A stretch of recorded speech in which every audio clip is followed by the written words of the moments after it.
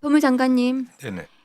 아까 말씀드렸던 한동훈의 처남 진동균 검사의 후배 검사 성폭력 사건, 네. 그 사건이 조직적으로 어떻게 은폐되었는지를 말씀드리겠습니다. 당시에 대검은 부장하고 사이가 안 좋아서 나갔다. 당시에 남부지검은 소문이 와전되었다.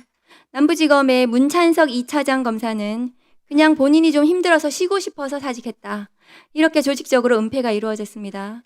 검찰 내에서 중대한 성폭력 비위가 일어났는데도 불구하고 검찰이 조직적으로 은폐한 사건입니다. 장관님.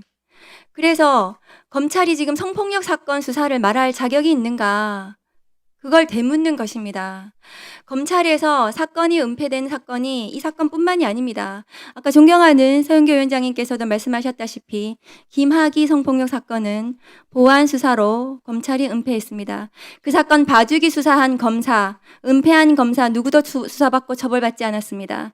한동훈의 처남 진동균 검사의 후배 성폭력 사건에 대해서 봐주기 은폐한 검사 누구도 수사받고 처벌받지 않았습니다. 친윤 검사 윤대진의 형 윤우진 용산 세무서장의 뇌물 사건에 대해서 경찰은 수차례 압수수색영장을 신청하고 구속하려고 했지만 검찰은 그때마다 번번이 영장을 기각하고 해외로 도피한 피의자가 공항에 잡혀서 경찰이 구속영장을 신청했지만 그것마저도 반려하고 마침내 경찰이 기소 의견으로 송치했지만 검찰은 봐주기 수사하고 무혐의 처분했습니다. 윤우진 사건에 봐주기 수사하고 경찰 수사를 방해하고 사건을 은폐한 검사 누구도 수사받고 처벌받지 않았습니다. 지금 장윤기 사건의 경찰관들의 유착과 관련된 은폐의 구조는 똑같습니다. 그런데 경찰관들은 지금 경찰 자체적으로 팀장을 체포하고 구속하고 검경이 수사해서 엄정하게 처벌할 것입니다. 그런데 이 사건 은폐, 검사 사건 은폐에 가담한 검사 누구도 수사받고 처벌받지 않았습니다. 그 이유는 검사에게 수사권과 기소권을 가지고 있기 때문입니다. 우리가 사건을 은폐하는 이 검사들에 대해서 우리가 그동안 너무나 많은 수사권 남용을 봐왔습니다. 그런데 장관님께서는 수사 개시권이 폐지됐기 때문에 앞으로 별건 수사, 표적 수사는 없다. 보안 수사로 그렇게 할 수 없다고 말씀을 하시는 것 같습니다. 그렇지 않습니다. 작년에 검찰 내에서 수사 개시한 사건, 인지 수사한 사건은 5,100건 정도 됩니다. 형사사건 140만 건 중에 5,000건의 수사 개시권을 폐지하더라도 139만 5천 건의 보안 수사권, 2차 수사권을 가진다면 그것은 수사 기소 분리가 아닙니다. 공소 사실의 동일성 내에 수사하는 것이 별건 수사를 하지 않는 것입니다. 그러나 지금도 형사소송법 198조에는 별건 수사는 금지되어 있지만 최근에도 별건 수사로 무죄가 난 것이 민주당 동봉투 사건입니다. 그것은 수사받을 당시에는 별건이라고 수사 방법을 다툴 방법도 없고 몇 년 후에 구속되어서 후에 무죄가 나더라도 그것은 늦습니다. 보안 수사로 표적 수사를 할 수 없다는 주장도 말이 되지 않습니다. 보안 수사로 표적 수사를 한 대표적인 사례가 이재명 전 성남시장의 성남FC 사건입니다. 그 사건은 별건 수사도 아닙니다. 공소사실의 동일성 범위 내에서 표적 수사를 했고 이재명 대통령 후보가 가장 먼저 포토라인의 성남지청 앞에 선 사건입니다. 장관님.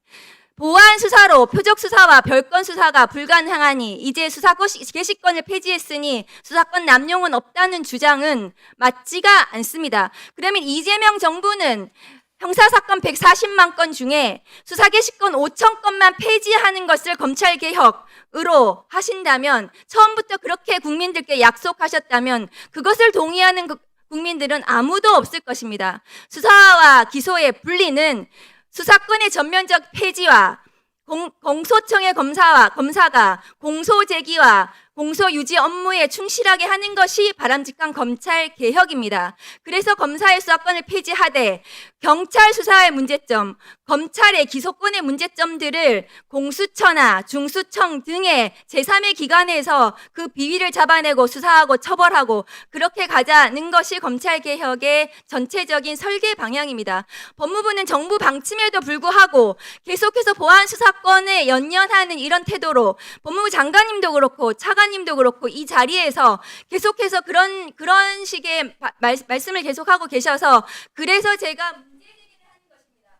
법무부는 앞으로 검찰개혁 국면에서 수사기소 분리에 따른 재반 작업들에 대해서 충실하게 국회와 같이 보조를 맞춰서 협조해서 10월 2일 공소청과 중수청이 제대로 출범할 수 있도록 해주셔야 한다고 저는 생각합니다. 이상입니다. 네, 말씀하시겠습니까? 과거 김학의 사건을 비롯한 지금 의원님께서 지적하신 그런 사건들은 참 검사가 연루된 그 부끄러운 사건들입니다. 맞습니다. 정말 저도 그 당시 정치를 했었고 그 당시 정치 권력과 검찰이 결탁해갖고 제19 감사하게 해갖고 결국 무마했고 그 과정에서 정말 피해자들이 아무런 하소연도 하지 못하고 그런 하소연들이 전달되지도 못하고 은폐됐던 건 저희 잘 알고 있습니다. 그렇기 때문에 검찰개혁에 대한 국민적 요구가 굉장히 강했던 거고요. 그 결과로 문재인 정부 때부터 검찰개혁이 추진되지 않았습니까? 근데 그 당시 약간 미완했습니다. 아시는 것처럼 검찰의 일부 특수사건을 남겨두는 바람에 정권이 교체되면서 그 특수사건을 확대해갖고 다시 전면적인 수사건을 부활했습니다. 그래서 그러한 그 후유증들이 아시는 것처럼 지금 지적하신 사건들에 드러났던 겁니다. 그런 반성 위에서 지금 이재명 정부 들어서 갖고 공소청과 중수청이 설립되지 않았습니까? 사실 정치 권력과 결탁됐던 일부 검사들이 이랬습니다. 저는 아까 의원님께서는 1%라고 얘기하지만 어쨌든 실제로 보안 수사 같은 경우는 그렇습니다. 저는 제가 단 한 번도 보안 수사가 필요하다는 얘기는 하진 않았습니다. 다만 그건 보안 수사 페이지를 전제로 한다고 하면 보다 철저하게 그 1%의 피해자가 없게 하는 게 검찰 제도가 존재하는 이유 아니겠습니까? 과거 정치 검찰들, 일부 일탈된 그 검사들의 권한 남용, 그 문제는 분명 이제는 저는 불가능하다고 생각합니다. 그 과정에서 검사를 수사하기 위해서 공수처가 설립됐는데 공수처가 제 역할을 하는 데 있어서 굉장히 부족하다고 생각하고 있습니다. 저는 이 차제에 정말 검찰의 비위에 관련해서 보다 엄정하게 조사할 수 있게 공수처의 권한이라든가 역할들 또 법적 미흡점들을 좀 보완해 주시고요. 저는 그래서 그런 점들을 한꺼번에 다 같이 논의해달라는 그건 당부입니다. 그렇기 네. 때문에 지금 말씀하신 그 예에 관련해서는 입이 10개라도 검찰은 할 말이 없을 겁니다. 그러나 의원님께서도 검찰에 계시지 않았습니까? 대부분의 사건은 99% 형사사건입니다. 지금도 이미 어차피 말씀하신 몇천 건의 그 인지 사건들이 없어졌습니다. 그렇다고 하면은 그냥 경찰을 전적으로 신뢰할 게 아니라 경찰이 능력이 없다는 소리가 아닙니다. 굉장히 많은 사건들 처리하고 1차적인 수사를 하고 있습니다. 그러나 그 건들을 어느 정도 한번 스크린할 수 하는 과정에서 피해자가 나오지 않게 피해자의 권리가 최대한 보장되게 의원님들이 좀 세밀하게 좀 제도를 만들어주기 좀 부탁드리겠습니다. 네, 네. 두 분 말씀 같으신 말씀이십니다. 그래서 지금 좀 더 보안 수사를 통해서 불송치되었던 것을 제대로 범죄자를 잡아나가는 과정, 그 과정에 관한 것을 누구도 억울하지 않게 지금 형사소송법이 바로 국민 여러분께 말씀드리지만 그런 내용입니다. 이 안에 절차를 잘 넣어서 보안 수사가 있어서 꼭 된다라고 하는 것이 아니라 이 안에 절차를 잘 넣고 누구나 이야기를 들어주고 그리고 수사를 철저히 해주고 그 과정이 필요하다 이런 말씀을 피해자분들과 그 관계자분들이 하고 계시니까요. 그런 내용을 철저히 잘 들어서 잘 보완해 나가게 해주시면 좋겠는데 그런데 자꾸 보안 수사 필요 이렇게 얘기가 나오니까 이 큰 검찰 개혁과 대한민국의 이 사법 정의를 만드는 과정 속에서 자꾸 발걸음이 엉키는 부분들이 있는 겁니다. 그래서 말씀처럼 그 내용을 잘 보완할 수 있는 절차를 만들어 나가면 좋겠습니다. 지금이 또한 기회입니다. 더 그 경찰을 견제하고 검찰도 견제하고 그렇게 갈 수 있게 나가면 좋겠습니다. 예, 우리 박지원 의원,